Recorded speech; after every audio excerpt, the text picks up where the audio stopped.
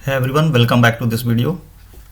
Guys, react के इस tutorial में हम लोगों ने पिछले वीडियो में हम लोगों ने देखा था फॉर्म वैलिडेशन को, और फॉर्म वैलिडेशन को अप्लाई किया था अपने इस कॉन्टेक्टस फॉर्म को। और इस वीडियो में हमने जैसा कि बताया था आपको कि इसमें हमें देखना है कंडीशनल रेंडरिंग, कि कंडीशनल रेंडरिंग होता क्या है। कंडीशनल रेंडरिंग गाइस एक्चुअली होगा क्या है यहाँ पर कि अगर आपके पास एक कंडीशन है, ठीक है, और एक कंडीशन के बेस पर अगर कंडीशन ट्रू होता है तो एक कंपोनेंट लोड होना चाहिए, रेंडर करना है। और अगर कंडीशन फॉल्स होता है तो सेकंड कंपोनेंट आपको डिस्प्ले करना है। जस्ट लाइक लॉगिन, अगर कोई यूज़र लॉगिन करता है तो लॉगिन करने के केस में क्या होगा, अगर यूज़र लॉगिन सक्सेसफुल हुआ तो वो कहाँ लैंड करेगा, डैशबोर्ड पर अपने। और अगर लॉगिन फेल हुआ तो आपको कोई अलर्ट दिखाना है, कुछ मैसेज दिखाना है, इनकरेक्ट पासवर्ड या कुछ समथिंग, तो उस केस में आप कंडीशनल रेंडरिंग लगा सकते हो, या और भी कई सिनेरियो हो सकते हैं। तो आपको करना क्या है, इसके लिए हमें चलना है होगा VS कोड एडिटर में अपने, और हम लोग आ गए हैं अपने एडिटर में। यहाँ पर कंडीशनल रेंडरिंग में चलने से पहले हमें करना क्या होगा कि सबसे पहले हम लोग करते हैं एक लॉगिन कंपोनेंट बना लेते हैं। लॉगिन का मैंने एग्जांपल लिया, तो सबसे पहले हमें एक लॉगिन कंपोनेंट क्रिएट करना होगा। लॉगिन कंपोनेंट क्रिएट करने से पहले थोड़ा सा मेन्यू बार में चेंजेस करना होगा हमें। यहाँ पर एक लॉगिन बटन लगाना है राइट साइड टॉप कॉर्नर पर। चलते हैं कंपोनेंट में, यहाँ पर ऐड करते हैं। ये मैं हेडर में आ गया हूँ, ठीक है, हेडर का जो नेविगेशन है, नेविगेशन के हेडर कंपोनेंट के JSX में आ गया हूँ, header.jsx। यहाँ पर इसको मैं कॉपी कर लेता हूँ और यहाँ पर मैंने टाइप किया, राउटर में /login मैंने कर दिया है लिंक टू में, और इसको मैं लॉगिन नाम दे रहा हूँ, लॉगिन, ठीक है। वो कर देता हूँ इसको, ये हो गया लॉगिन। अब देखोगे यहाँ पर ऑप्शन आ गया लॉगिन का, ठीक है। राउट नेविगेट भी हो रहा है, बट अभी कंपोनेंट हमने बनाया नहीं है, ठीक है, ग्रेट। तो सबसे पहले हम लोग करते क्या है, कंपोनेंट अपना डिज़ाइन कर लेते हैं। चलते हैं पेजेस के अंदर, एक हमें बनाना है क्या, login page. New file, new folder create करना है आपको, लॉगिन, जैसे हम लोग पहले करते आए हैं। और इसके अंदर एक लॉगिन नाम का कंपोनेंट आपको बनाना होगा, login.jsx, ठीक है, ये ध्यान रखना। ये हमारा लॉगिन कंपोनेंट बन के रेडी है। अब क्या करना होगा आपको, लॉगिन कंपोनेंट हमारा बन गया, क्लिक करने पर लॉगिन लोड होना चाहिए। थोड़ा सा यहाँ पर चेंज करना होगा आपको राउट डिफाइन करना होगा। राउट हमें क्या करना है, डिफाइन करना है। इसको हमने कॉपी कर लिया, जो ये हमने राउट बनाया था, और जो ये सर्विस है हमारा, इसके जस्ट नीचे यहाँ पर इसको /login करना है आपको, लॉगिन। और एलिमेंट क्या लोड होना चाहिए, लॉगिन कंपोनेंट को लोड करना है। तो यहाँ पर सबसे पहले लॉगिन कंपोनेंट को क्या करना है, इंपोर्ट करना है आपको।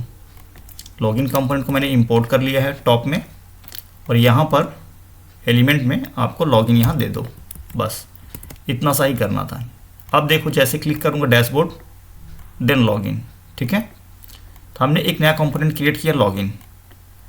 अब होगा क्या, यहाँ पर इफ़ लॉगिन कंपोनेंट चलने से पहले इफ़ लॉगिन बटन को चाहो तो आप इस साइड कर सकते हो CSS लिख करके। तो मैं बता देता हूँ कैसे आपको राइट साइड में इसको पोजीशन सेट करना है। इसकी पोजीशन को राइट साइड में सेट करने के लिए आप आ जाओ हेडर कंपोनेंट में। जो हमारा हेडर कंपोनेंट हमने डिज़ाइन किया था कंपोनेंट्स के अंदर, इसमें यहाँ आ गए। इसको क्या करो कि 2 सेक्शन में डिवाइड कर दो, एक यूएल के अंदर 2 सेक्शन में इसको डिवाइड कर दो। इसको एक मैं क्लास नेम दे देता हूँ, नेव, अभी के लिए, ठीक है। और इफ हेडर में आना था गाइस, यहाँ पर ये मैंने पेस्ट कर दिया, फॉर्मेट कर देता हूँ।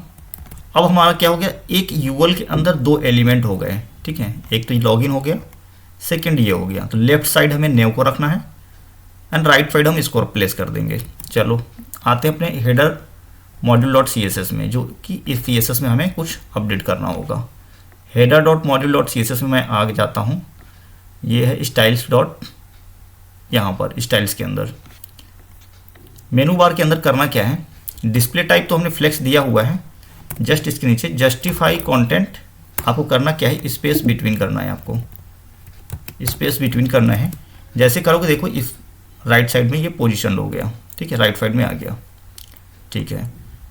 थोड़ा सा मार्जिन जो राइट साइड में है, मार्जिन नहीं सॉरी पैडिंग आपको मेंटेन करना होगा, पैडिंग राइट, 30 पिक्सल कर देता हूँ ताकि यहाँ पे थोड़ा सा गैप ले ले, गैप मेंटेन करें। ओके, ये लॉगिन बटन हमारा हो गया।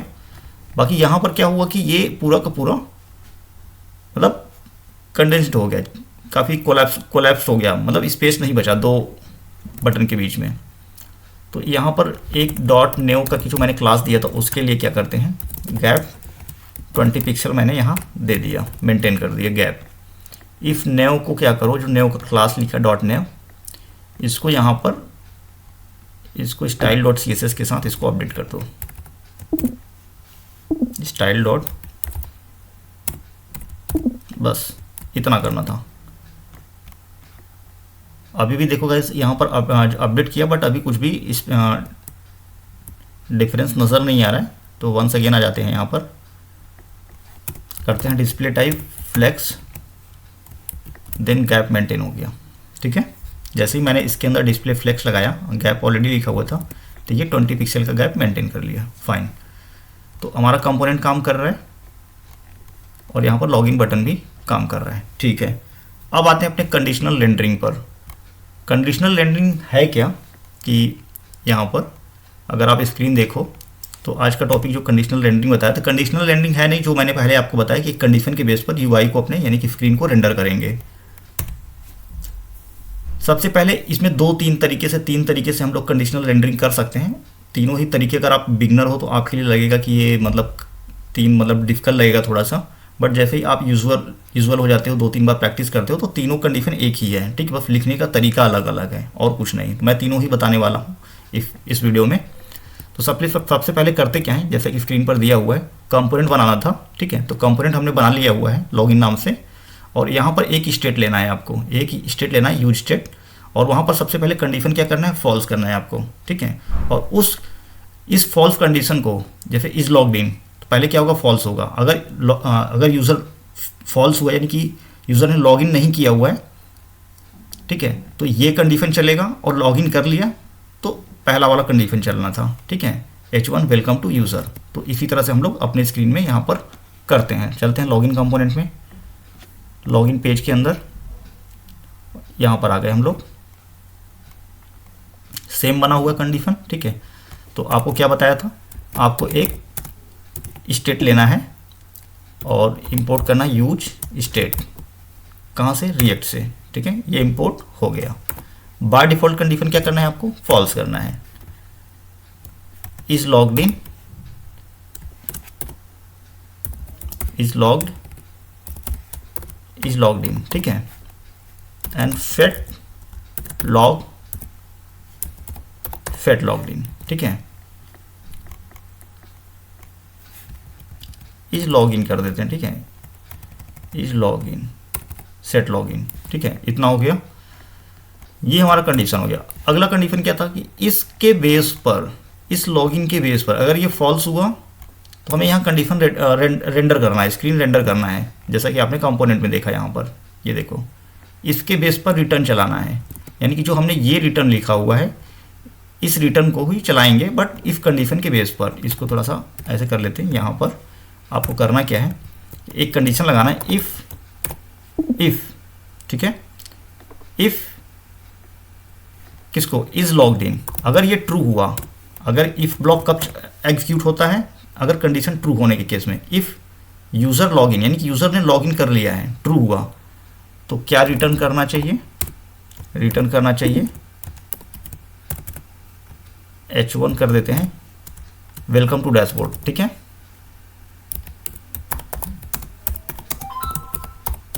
यानी कि यूजर डैशबोर्ड पर लैंड कर गया।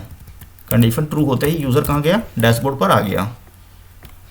ठीक है, ये हो गया हमारा।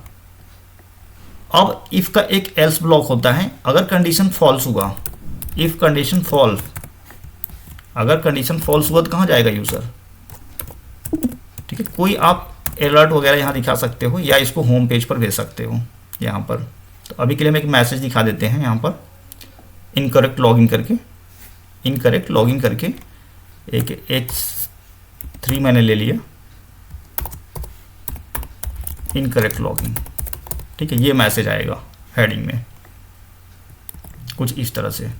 चलते हैं, देखते हैं क्या स्क्रीन पर रेंडर क्या होगा। देखो बस इसको हटा दो, इसकी ज़रूरत अब नहीं है, ठीक है, इसकी ज़रूरत नहीं है। दोनों हमने यहाँ पर एल्स ब्लॉक के अंदर डाल दिया। इफ़ कंडीशन ट्रू तो this it will be print, either this will be okay. ये हो जब ब्लॉक रन करेगा। चलते हैं स्क्रीन पर।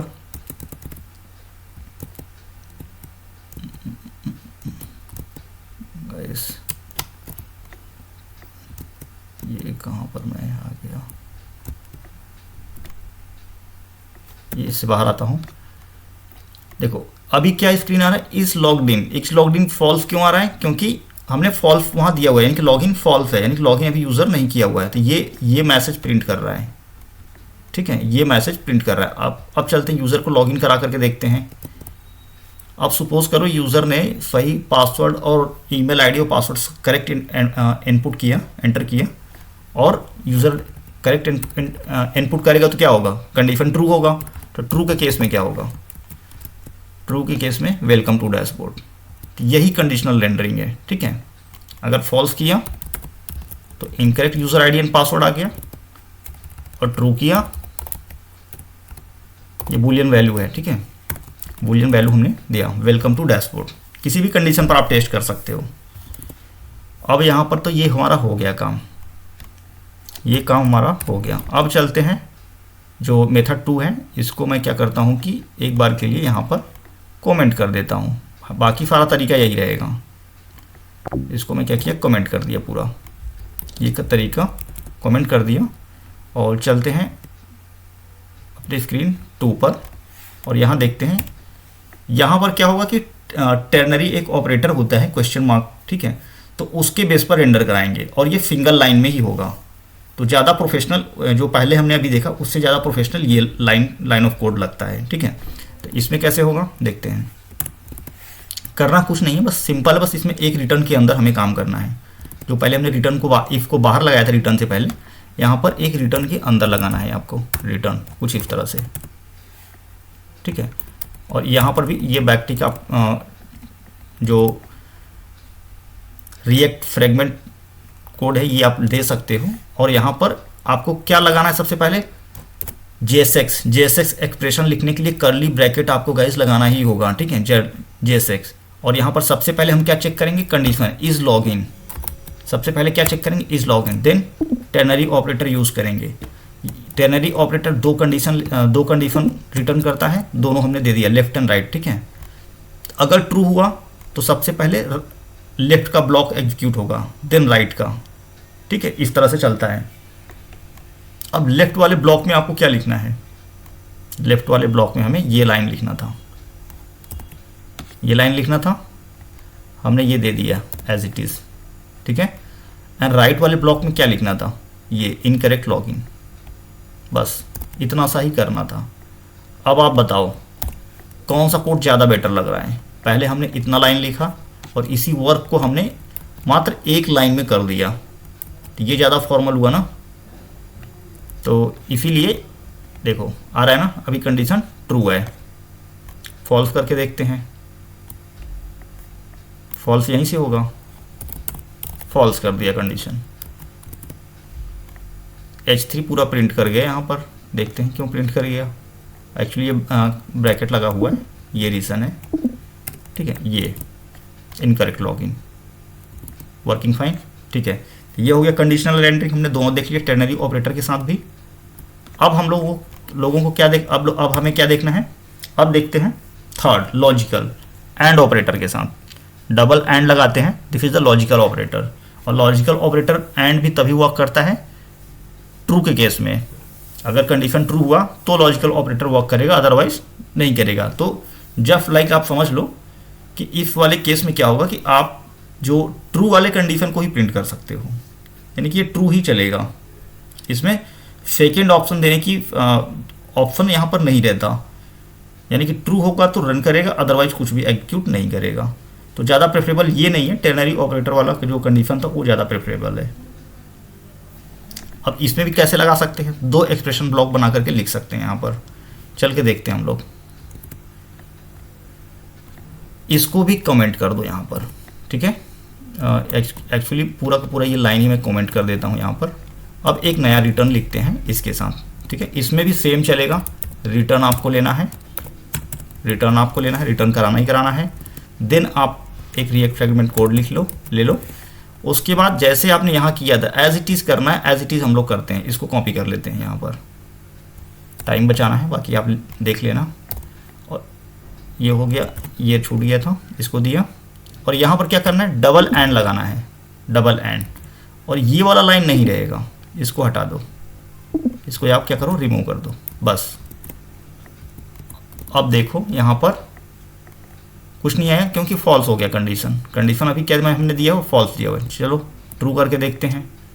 जैसे ही यहाँ ट्रू करेंगे, ट्रू किया, सॉरी, वेलकम टू डैशबोर्ड आ गए, ठीक है, वर्क किया। तो फॉल्स वाले कंडीशन का क्या, तो गाइस फॉल्स वाले कंडीशन के लिए पता है क्या करना है आपको, एक और लेना है बैकटिक, इसको हमने दे दिया। और यहाँ पर क्या करना है कि ये वाले लाइन को कॉपी कर लो, इस वाले लाइन को क्या करो, कॉपी कर लो और यहाँ डाल दो।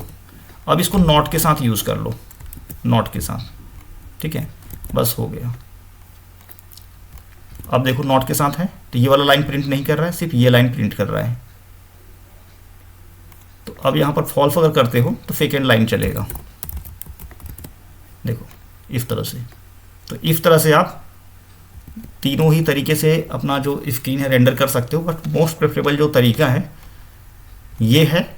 बाकी आप चाहो तो इसको भी यूज़ कर सकते हो, और अगर आप चाहो तो इसको भी यूज़ कर सकते हो। ये जो तरीका है, दोनों ही कंडीशन ट्रू होने पे चलेगा। अगर ये फॉल्स हुआ तो यहाँ नॉट लगाया है तो ये ट्रू कंडीशन ट्रू हो जाएगा उस केस में। आप प्रैक्टिस करना, लगा करके देख करके आपको आइडिया लग जाएगा कि किस तरह से ये वर्क करता है। तो आज के वीडियो में बस यहीं तक रखते हैं। नेक्स्ट वीडियो में हम लोग इससे कुछ आगे कुछ नया एक्सप्लोर करने वाले हैं। So thank you watching for this.